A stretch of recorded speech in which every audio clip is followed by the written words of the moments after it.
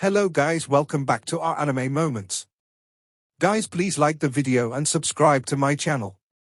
Today is explanation of upcoming episode of Soul Land 3 Legend of the Dragon King Part 79 based on novel. So let's start. In the past, some heaven-defying genius mecha designers and makers had reached the same heights as Tang Wulin at his age. However, it was easier to progress through later stages as a blacksmith than as a designer or maker.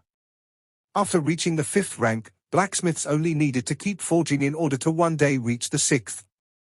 Designers and makers, on the other hand, had to overcome huge hurdles to progress to each rank after the 5th.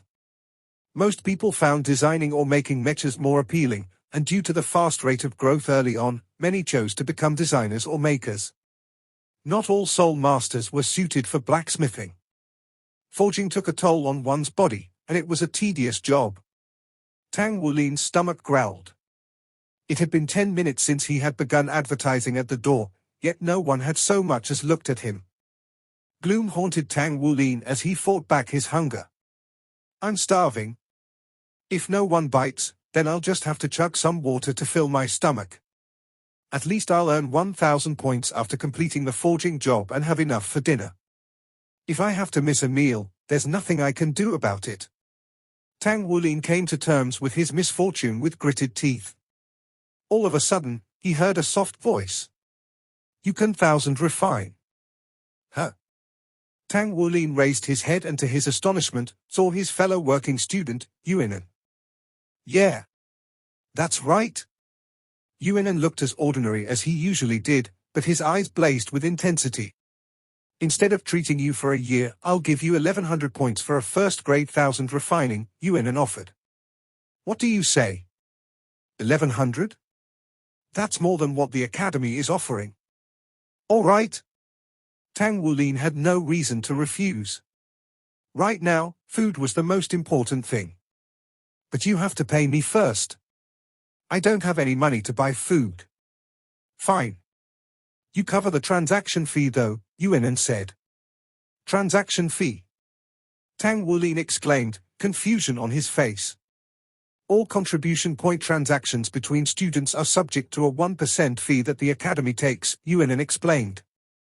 That's horrible. Absolutely criminal. Tang Wulin thought in horror. How about you just treat me to a meal instead?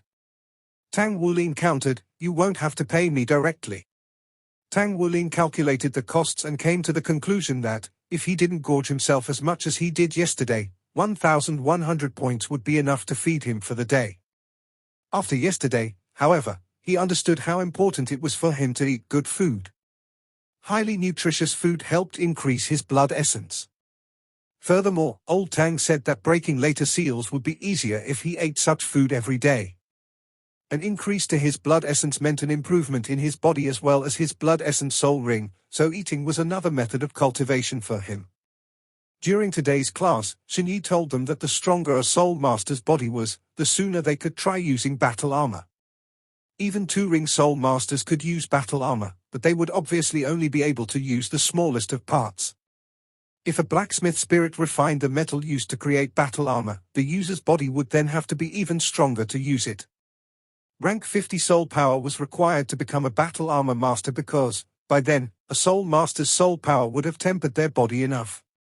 The process of a user fusing with battle armor would cause a shock to their mind, body, and martial soul. The more armor parts they fused with, the stronger the shock would be. Since that was the case, refining and increasing his blood essence would not only help him break seals in the future, it would also increase his chances of becoming a battle armor master. Investing his hard-earned contribution points was painful for Tang Wulin, but first-grade 1,000 refining was nothing to the current him. Now that he was a 5th-rank blacksmith, completing 10 first-grade 1,000 refinings in a day posed no problem. However, such success required him to devote all of his attention to forging. Despite him being such a penny pincher, even Tang Wulin understood there were some things he couldn't cut corners on. All right, Yuinan agreed readily. Many students did such things to avoid paying the fees. Tang Wulin put away his advertisement board and followed Yuinan into the dining hall. In spite of how hungry he was, he didn't dare to cause a scene like the night before. He utilized all of his experience eating at East Sea Academy's first window to choose the most nourishing foods to feast upon. Once he had picked them out, his meal totaled roughly 420 contribution points. He had never eaten so extravagantly before. After all, if a meal paid for with a first-grade 1000 refining wasn't luxury, then nothing was. I have a question for you, Tang Wulin. Having finished eating long ago, Yuan watched Tang Wulin digging in, an eyebrow raised. Huh? What's up? Tang Wulin set aside his 30th plate and wiped his mouth. He nearly felt satisfied now, but he definitely still had room for more. Gu, Xie, and Xu Xiaoyan had long since finished eating and left. Yuan had only stayed because he still needed to pay for Tang Wulin's food. Are you really human? Yuan asked earnestly. Eh? Of course I am, Tang Wulin said. I can just eat a bit more than normal, that's all. But you know that overeating is bad for you, right? Concern filled Yuan's voice. Tang Wulin shook his head. I'm not overeating, he replied. Overeating is when you occasionally gorge yourself beyond your limit. I, however, eat this much every day, so you can't call it that. This is normal for me. It's a good thing I didn't promise to feed you for a year then. I'd go broke if I had. Well, let's go then. You still need to forge for me. Oh, that's right. I wanted to ask you where I can find a workshop to use. Tang Wulin asked as the two got up from the table. They had already discussed things over lunch. The cost of the meal would be considered Yuan's down payment. Tang Wulin would then 1000 refine a metal of Yuan's choice. After that, Yuan would pay the value of the product minus the cost of lunch by treating him to dinner. If that still wasn't enough, he would cover Tang Wulin's breakfast too. The Academy's Blacksmiths Association has some, Yuan replied. But if you're not a member, you'll have to pay a fee to use one. Blacksmiths Association? Tang Wulin exclaimed in astonishment. The Academy has its own Blacksmiths Association. Yeah. There are a lot of associations on campus. All of them were established by students that have rented land on campus though. Since they provide experience related to cultivating, you new students will probably receive invitations from the various associations soon. You won't be able to improve in your second profession without joining an association here. Since you're a blacksmith, you might as well join the Blacksmiths Association. As they conversed with each other, someone ran through the doors of the dining hall. Since Tang Wulin and Yuan were just about to leave, that person barred their way. The person standing before them was a middle-aged man with disheveled hair as red as flame and a scorching hot aura. He wasn't particularly tall, only about 170 centimeters tall, but his shoulders were broad.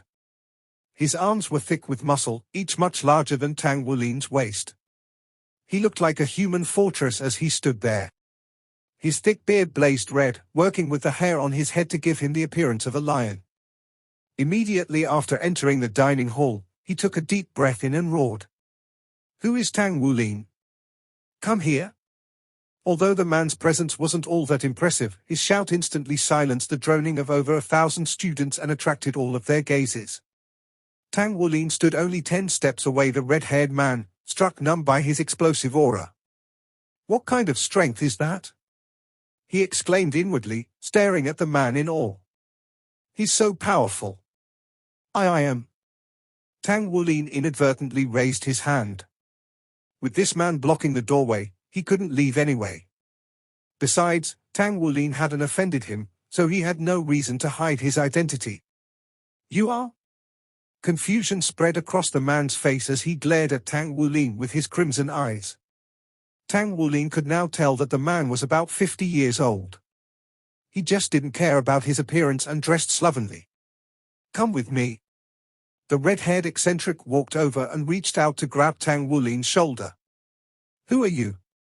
Tang Wulin asked, subconsciously raising his hands to stop the man. He took a step backward, bent his leg, and shoved both hands outward. Yet his attack was useless against the man. Tang Wulin's two hands were no match for the single hand the man reached out with. The force in his arms were easily diverted to the side, and as if the man's arm had instantly grown longer, his large hand clamped down onto Tang Wulin's shoulder. A wave of dizziness washed over Tang Wulin as the man abducted him from the dining hall. "Hey!" Yuinan shouted. Seeing that he was about to be left behind, he quickly ran after the two. He still needed to get his first-grade 1000 refining after all. "Hey!" Yuinan shouted. Seeing that he was about to be left behind, he quickly ran after the two. After all, he still needed to get his first-grade 1000 refining. Tang Wulin's surroundings blurred as they flew. He struggled within the man's grasp, but the scorching energy enveloping him made all attempts futile. Several seconds later, his body lightened and he found himself standing in an unfamiliar location. It was in a large, messy room. 2 shelves lined the walls, filled with an assortment of metals that made Tang Wulin's eyes light up. If not for his teacher back in East Sea City, it would have been near impossible for him to obtain some of the truly precious metals on the shelves. A large forging table stood in the center of the room, its sparkling silver exterior a clear testament to its grade. This workshop is enormous. You can spirit refine. Tang Wulin turned around and came face to face with the red-haired eccentric. Who are you? Why did you bring me here? Answer my question first. Can you spirit refine? The man insisted. Tang Wulin answered, I succeeded once by chance. The red-haired man's brows jumped, then he pointed to the forging table. Good. Then show me your luck again. Tang Wulin shook his head. No, I won't try it. Last time was a fluke. I don't even have 3 soul rings yet, how can I even hope to succeed? I'll be gravely injured if I fail. I'm not doing it. You don't have your 3rd ring yet? Taken aback, the red-haired man scratched his head as he took in this piece of information. That's right, I'm only 13 years old right now. You can't expect everyone at my age to have 3 soul rings. Tang Wulin exclaimed. Indeed, that's a bit too low. The man nodded seriously. Then 1000 refined for me. I want to watch. Tang Wulin instantly hatched a scheme in his devious mind. All right, I'll 1000 refine for you. But I have a condition. The red-haired man rubbed his forehead.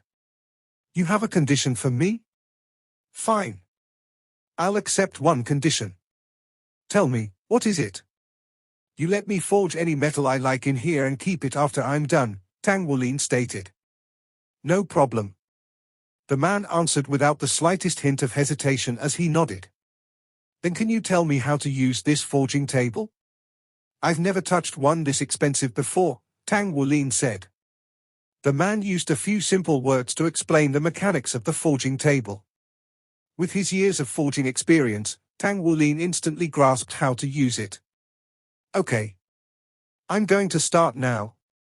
Tang Wulin walked over to the shelf of metals as he spoke.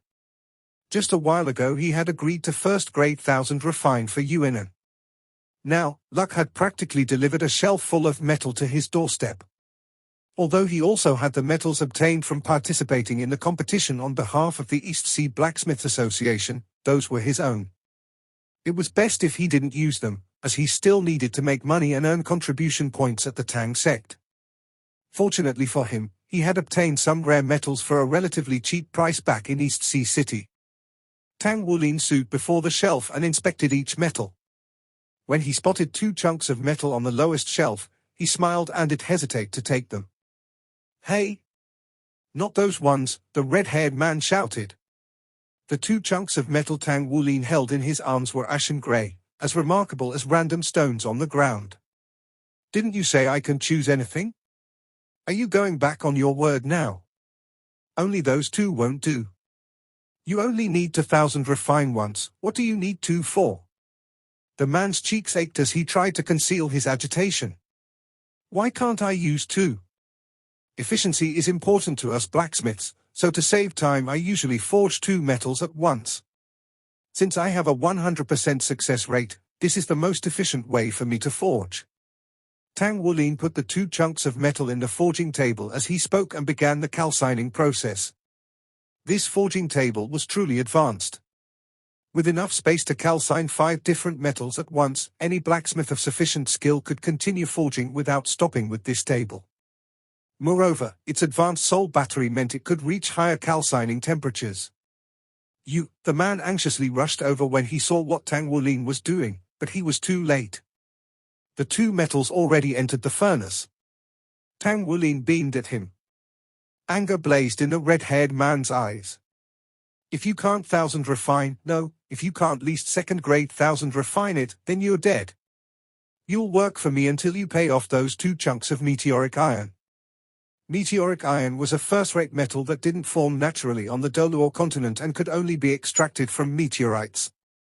It was extremely dense and heavy, but its most interesting trait was the unusual energy contained within it. Weapons forged from meteoric iron possess a penetrating effect, so it was a common material for the weapons of powerful mechas. However, meteoric iron was just too rare. Few were fortunate enough to even lay their eyes on it. Even Tang Wulin was only able to recognize this unassuming metal because of the countless detailed lectures on metals found within the world Mu Chen had given him. Although this piece of meteoric iron had a dull grey appearance, Tang Wulin's purple demon eyes would never let the dark golden lines running through them go unnoticed. These 2 chunks were undoubtedly the most precious metals in the room and were the only pieces of meteoric iron present. It was no wonder that the red-haired man was distressed. Of course, Tang Wulin also had another reason for choosing it. Meteoric iron was impossible to spirit refine, so it was only used for one-word battle armor or mechas. This trait drastically lowered its value, such that only mecha pilots and a few battle armor masters would use it. If not for this fact, the red-haired man never would have permitted Tang Wulin to forge it. The calcining soon finished, and Tang Wulin pressed a button to make the blazing red chunks of metal emerge. I'm going to start then. Tang Wulin glanced at the man. The man nodded. Kid, you better be careful with that. Tang Wulin responded with a radiant smile, choosing to let his actions speak for him. 2 hammers appeared in his hands in a flash of golden light. Then he struck down. A series of booms reverberated throughout the room, pleasantly surprising Tang Wulin. Last time he had been fortunate to forge his 1000 refined hammers to spirit refined, but hadn't had the chance to test them out yet. This single strike, however, was all he needed to determine the wonders his spirit refined hammers. Tang Wulin's hammers weighed so little to him, he might as well have been holding air. Due to the spirit refinement, they were connected to Tang Wulin as an extension of his own body. Even though their weight meant nothing to him now, he could still feel the recoil from every blow he struck against the iron. That recoil was enough to tell him that the hammers, despite not increasing in size, were 2-fold heavier than they were before. The stacking effect of the hammers still remained, but Tang Wulin was surprised to discover that the number of stacks increased by 1. Each of his hammers now stacked 3 times. On top of this, he could now make use of the connection between himself and his hammers to sense and control the power of each individual stack, making every strike more precise than it had ever been before. The strangest change he noticed was the way his soul power naturally flowed into his hammers, which not only empowered his strikes, but also enabled him to enlarge the hammers at will. That 1 blow from his spirit-refined hammer was now more effective than 5 strikes from his 1000 refined hammer. A ringing peal echoed through the air as Tang Wulin's hammers cleaved into the 2 pieces of meteoric iron, despite the extreme density that made it notoriously difficult to forge. The iron was nothing before his soul power-imbued strikes and the stacking effect of his hammers. So this is the effect of spirit refining. Not only does it help me forge even better, it also helps bridge the gap between me and the metal. It tells me what the metal is feeling and how best to forge it. The instant Tang Wulin's hammers descended, the eyes of the red-haired man behind him flashed with astonishment. Spirit-refined forging hammers? But immediately after the thought occurred to him, the man furrowed his brow. Are those hammers the reason he can perform such high-level forging? If someone forged those hammers for him, it would only be natural he would be ahead of his peers. But then that would mean his foundation is lacking. Tang Wulin continued his forging, completely obliterating the man's presumptions in the process. Tang Wulin raised his hammer into the air, beginning to twist his body at the same time. This was a secret art of the Tang sect, the disorder-splitting wind hammer technique. This was one of the first arts that Tang Wulin bought from the Tang sect. The disorder-splitting wind hammer technique utilized the centripetal force that a person created by winding up their body, channeling it into their hammers. As one continued to build momentum, winding up their body strike after strike, the power in their hammers increased. The only drawback that this technique had was the recoil. The user had to be strong enough to endure it. Before he succeeded at spirit refining, Tang Wulin had only been able to use his innate divine strength and Golden Dragon King bloodline to successfully execute 48 strikes in a row. He needed to strengthen his body in order to increase that number. According to legend, the disorder-splitting wind technique had the potential to reach 81 consecutive strikes. If anyone reached that level, they would be a force to be reckoned with. Even the blacksmithing prodigy, Tang Wulin, had stagnated at 48 consecutive strikes for more than half a year now. He could only begin to imagine how arduous it would be to walk the path to 81 strikes. The room shook with a constant, ear-splitting pounding. The steady rhythm of Tang Wulin's hammering, as well as how immersed he was in his task, served as a testament to his level of skill. Spirit-refined hammers could be forged for other people to use, but such a tempo could only be achieved when one forged day in and day out.